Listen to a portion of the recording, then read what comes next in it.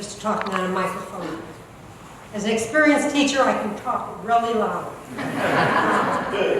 On August 10th, 1999, I taught an adult art class at North Valley JCC. And my classroom was just adjacent to the entrance to the JCC. And one of my students, Gila Dahari, brought her 10-year-old daughter to paint with us that day. And we're painting and having a good time, and I heard a sound that to me sounded like a jackhammer. I thought they were repairing something at the JCC. Gala said, "No, we are under attack." This is the woman who spent a good deal of her life in Israel. And she even said, "It sounds like a newsie." Gala proceeded to protect us with the furniture in the room. She went into the protection mode. I took her child, put her in a corner of the room and covered her with my body. And Gail called 911. Seeing that I was a curious person, when the shooting seemed to stop, I went out and looked down the hallway, and I saw the shooter in profile shooting down the hallway. My first thought was, oh my God, this is real. Gayla was in a protection mode, and she started to pull down shades and barricade the room. We could see out of the window onto Rinaldi Street, I think it was Rinaldi, I'm not sure, and saw a man with a gun run by. I assumed, in my nativity, that it was all over. I was wrong.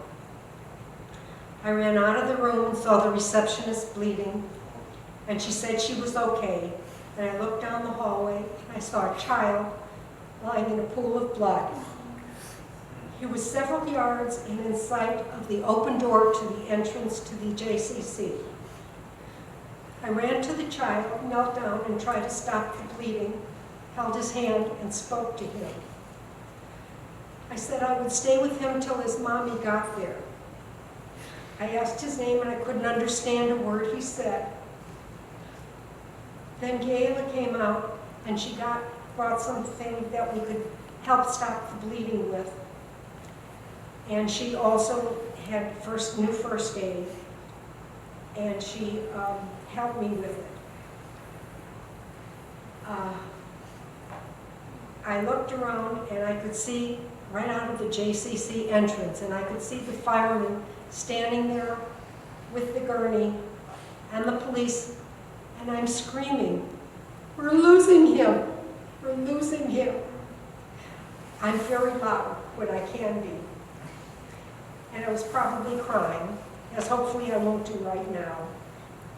The paramedic named Todd, and I keep forgetting his last name, I don't think he's here today, heard me, and he broke all the protocol of the department and came running in and saved Todd. And the police dragged me out. There were children being deposited on the lawns of the neighbors across the street. And I sat with them and tried to play games with them. And then I went and banged on the doors of some of the neighbors and asked for water and cookies or anything for the children. The kids were then taken by the police to a safer place. I was led back to the crowd and told one of the cops that I saw the shooter.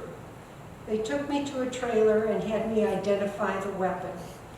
And since I'm an artist, they asked me if I could draw a picture of what he looked like. I really couldn't, because when I glanced down the hallway, looked down the hallway, my focus was on the gun. The child on the floor is Ben Kadish. He was 5 at the time. He is now recovered and is living a normal life. But like most middle-class urban women, I've never seen an assault weapon or heard it, and I will certainly never forget it. And I shudder every time I hear certain loud voices to this day, after 20 years. Thank you.